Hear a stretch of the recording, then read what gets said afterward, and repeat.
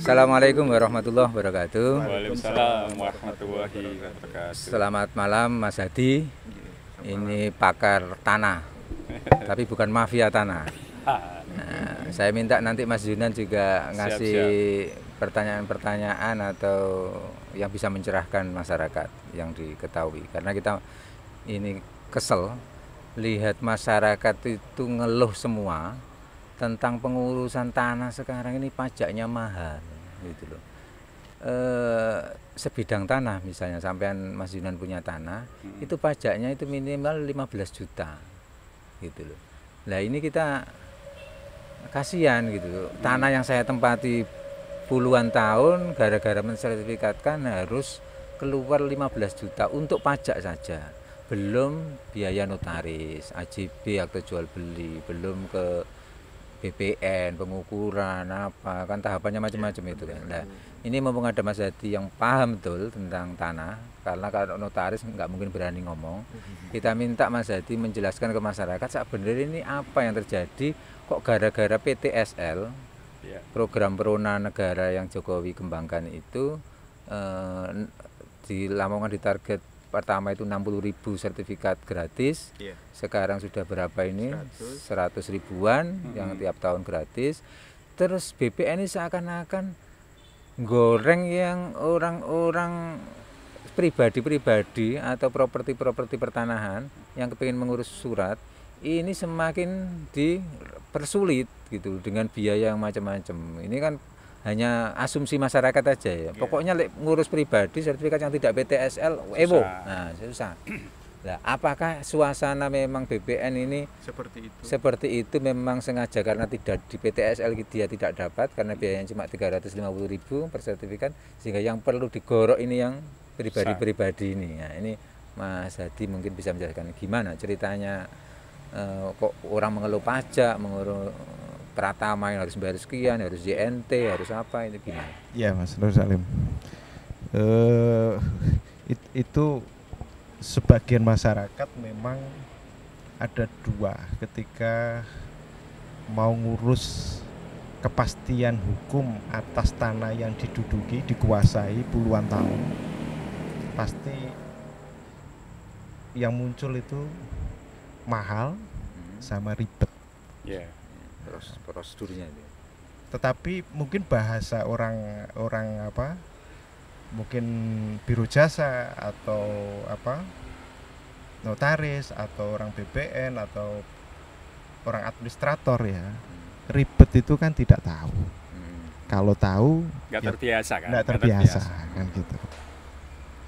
Nah, bangsa Indonesia ini saya melihat memang tahun 60 kan nggak apa-apa saya flashback Mas ya.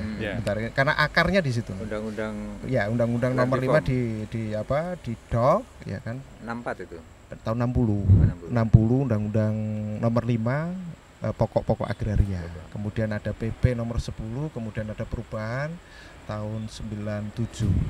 Nah, sampai sekarang ini kan baru Pak Jokowi ini ada konsisten. Dulu tetap ada Prona tapi itu nggak pun banyak. Ya nggak banyak, sporadis kadang apa ini memang PTSL, makanya Pak Jokowi merubah nama Prona jadi PTSL itu bukan pantas-pantesan, tapi memang ada perbedaan. Kalau Prona itu berdasarkan orang daftar nanti di sana ada berapa, itu yang diukur. Kalau PTSL baik yang sudah sertifikat, yang belum, semua harus dipetakan. Karena bangsa kita memang belum memiliki data itu. Padahal sekarang sudah online katanya BPN. Ya, tetapi untuk inputnya kan input tetap butuh di lapangan.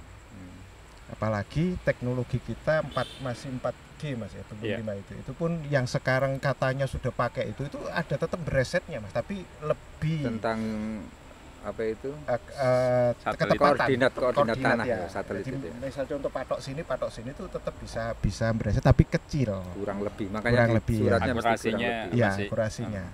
Tetapi kalau nanti sudah 5 atau itu Mas ya, itu insya Allah sudah. Nah, kemudian otonomi daerah juga butuh pendapatan. ikutlah di sana yang namanya BPHTB muncul. Dulu BPHTB ini kan di pusat. Dengan dasar JNT itu, zona nilai Tunggu, tanah. JNT sebenarnya di regulasi itu baik di BPHTB maupun di BPHTB itu singkatannya apa? Bea perolehan hak atas tanah. Jadi misal contoh peralihan itu kan macam-macam Mas nanti ya. Ada karena jual beli, karena waris, wakaf, ya hibah dan seterusnya. Nah, muncul di situ. Nah, sebenarnya daerah-daerah itu kalau memang peduli itu kan maksimal 5%. Jual beli berbeda Mas dengan ini. Makanya ketika orang itu konsumen tanya berapa habisnya, itu kok luas lebih sedikit, kok saya kecil di kota kok lebih mahal dari itu. Nggak bisa. Harga biaya untuk ke sertifikat itu seperti harga pabrik itu nggak bisa. 1 juta nanti kedengar sana 1 juta sana lebih murah. Berarti sudah ada penentuan harga. Ada rumusnya. Iya. Variabelnya ada. Variabel-variabelnya. Yang menentukan harga siapa? Kan ada aturan di regulasi itu. Ya regulasi kalau nggak salah nomor 10 kalau penerimaan bukan pajak ya Mas. Yeah. Di lingkungan kementerian itu ada biaya ukur, kemudian biaya panitia, kemudian ganti belangko, ya kan? Enggak, yang harga tanah itu loh, karena ada SK Bupati yang menentukan harga tanah, harga jalan Sunan Derajat sekian, jalan NJOP, ya, penentuan NJOP. Itu? Kalau itu saya tidak menemukan, ini pengetahuan saya nggak tahu. SK-nya kok. Iya. Ada SK-nya. Dasar karena saya pegang daftar JNT di Lamongan itu, ini SK Bupati atau apa juga tidak tahu. Yang saya diberikan oleh Dispenda itu bentuknya cuma gambar Pemda, saya nggak bawa ini ya. Pemda posisinya kemudian sebagai per kecamatan ya. Oh itu mungkin lampiran yang mungkin yang dikasihkan lampiran ya. Tapi saya coba tanya ini nomor berapa ini? Tapi ada tulisannya Jalan Basuki Rahmat harganya sekian. Iya, itu ada. NJOP. Iya. Nah, itu dasarnya apa itu? Kalau itu jangan tanyakan saya, perlu ada apa rumusnya menentukan tetapi harga di tanah itu. NJOP itu ada. Itu sebenarnya mungkin mendekati karena kan bukan begini Mas. Ini ya. Karena publik kadang mungkin juga ada yang tidak jujur. Ya. Ada transaksi kemudian tidak jujur. Direndahkan. Supaya potensi itu pasti ada. Tapi ya tidak ini yang paling repot memang membuat ketepatan di situ Mas. Sebenarnya berapa nilai pajak itu? Dari pajak Pratama berapa, Bapenda berapa daerah itu? Maksudnya nilai pajaknya itu berapa? Kalau peralihan itu di KPP 2,5%. 2,5% itu. Kalau 2,5% Pratama. Yang Bapenda kabupaten. Bapenda ini 5% itu maksimal. Bisa jadi bisa 1%. Tergantung 2%. pada perbubnya. Tadi makanya saya katakan kalau memang Pemda itu peduli dalam rangka segera untuk menyelesaikan persoalan kepastian hukum ini, kan banyak Mas. Tanah ini yang masih belum itu. Bahkan Yun Sewu, PTSL itu belum bisa loh menyelesaikan persoalan-persoalan tanah.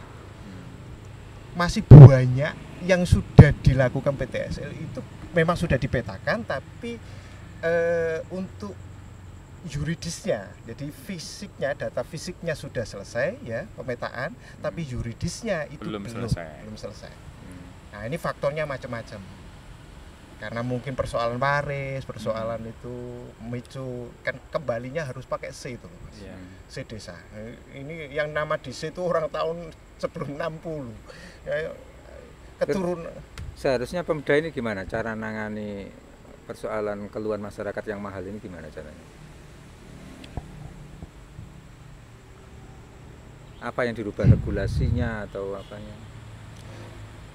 Ya mungkin persentase sedikit dari menurunkan itu ya, sedikit menurunkan. Kemudian gini Mas, ada hal-hal yang tidak terekam di dalam regulasi itu, tanah yang sudah sebenarnya lampau ini sudah terjadi transaksi, tetapi sekarang tuh maunya ngitungnya sekarang. Bahkan kadang ada akte lama itu maunya jangan dipakai. Ada nggak Mas Jadi kebijakan gini? Ini kan supaya nggak meresahkan masyarakat. Kalau saya beli perumahan itu kan wajar, karena Hmm. saya memang beli Iya. atau investasi atau memang kepengen memiliki tanah itu dengan undang-undang dengan regulasi itu pajak 2,5%, 5% wajar lah, karena memang saya butuh. Yang jadi persoalan ini Mas Yunan misalnya menempati rumah ibunya sejak lama gitu, tapi karena orang tuanya sudah tidak ada semua, dia harus punya sertifikat dan dia harus tetap bayar pajak yang sama dengan orang jual beli ini loh. Kira-kira Oh bagaimana? enggak. Gitu. Ketika waris, nah ini yang perlu di sebagian masyarakat juga banyak yang tidak paham. Tanah waris atau ya tanah warisan ya, itu kalau belum dilaporkan, itu bahasa di apa peraturan-peraturan di BPN. PPH ya, di KPP Pratama itu, di Kementerian Keuangan itu, maka ini bisa timbul pajak penghasilan. Maka saya waktu itu nyoba untuk mendalami kok bisa kan gitu kan. Misal contoh Anda punya properti kemudian disewakan kan gitu. Nah masyarakat kita ini kan jarang yang mau laporan SPPT tahunan. Masyarakat Kecil, tidak masih terbiasa itu. Tapi regulasinya itulah, ada ayat itu yang kemudian ketika kita ngurus SKB, disitulah kita nanti di apa ya bolak-balik di situ Kewajiban. ini dulu SKB dulu. Nah, itu. Nah, yang terpenting Mas, yang sebenarnya di Lamongan yang perlu, rata-rata itu kan orang itu pasrah ke biro jasa atau freelance atau ke notaris. Karena ketidaktahuan. Kejadian yang ada di Nyun Sewu Lamongan, dan itu saya berani karena bukti-buktinya sudah saya kumpulkan. Kalau enggak buktinya sudah saya kumpulkan, saya tidak akan berani ngomong, nanti disebut fitnah kan, Mas. Iya. Dia pakai pedoman JNT. Jadi misal contoh di Spenda itu wilayah Kembangbau, Desa Lopang. Misal saya ambil contoh Desa Lopang yang untuk pekarangan. Itu yang kode di sana pajak di NOP-nya itu 85. Ya kan, 85 kelas tanah. Kelas tanah, ya di SPPT 85 itu maksudnya apa? Kode kelas tanah. Kode kelas. Ada 86 itu biasanya pertanian, 85, 83, 71 kan gitu.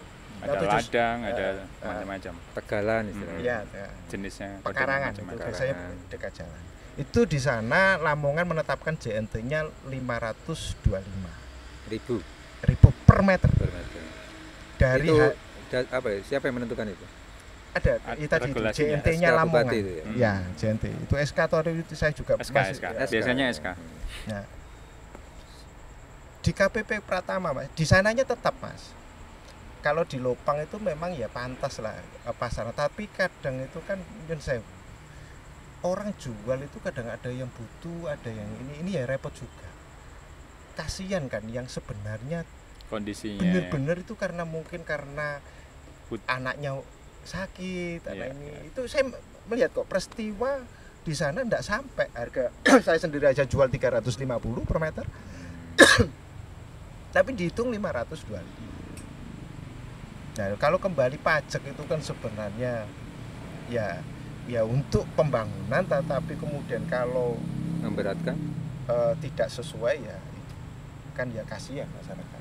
Iya. Nah, masalah yang mau saya tekankan Mas, Dispendap apa Bapenda ya, Badan Pendapatan Daerah. Makanya saya sempat ngobrol sama Pak Bupati itu, Pak ini saya kira sudah wajar lah. Oke, memang betul wajar, tapi saya berharap Pemda Lamongan ini bisa menurunkan inilah, dilihat kondisi masyarakat. Pajaknya itu ya. Ya, dilihat. Walaupun Mas ada pasal-pasal ayat-ayat yang memberi ruang, tetapi jarang itu disampaikan ke masyarakat. Ruang untuk pengecualian, PTKP misalnya contoh itu pendapatan di bawah 60 juta. Sebenarnya itu harus dibikin kelas-kelas gitu ya, jenis-jenis klaster-klaster.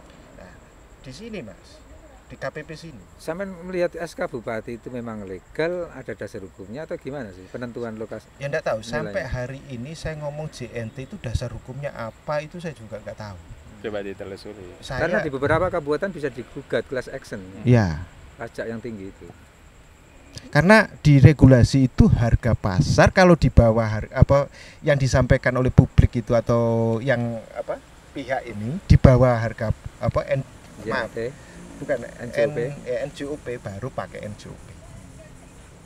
Nah, kalau di atasnya NUJOP ya ini. Tapi memang itu kadang ya memang di masyarakat itu memang ada seperti itu. Tapi kan tidak boleh dipukul rata. Nah, Mas, bentar. KPP ini menerapkan 2 kali lipat dari JNT. KPP itu apa? Pratama. KPP Pratama. Oh, Lamongan. Jadi banyak yang mengeluh. Misal contoh di Tembung di Laras Liris itu 750, maka bukan 750-nya per meter, Mas. Dikalikan 2 kali 2,5% dari bruto, Mas. Alasannya, bruto itu artinya tidak ada potongan, Mas. Alasannya KPP apa? Itu nanti divalidasi katanya ini kurang bayar.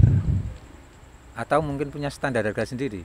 Ya itu. KPP. Ya enggak tahu. Dia prakteknya rata-rata 2 kali lipat dari.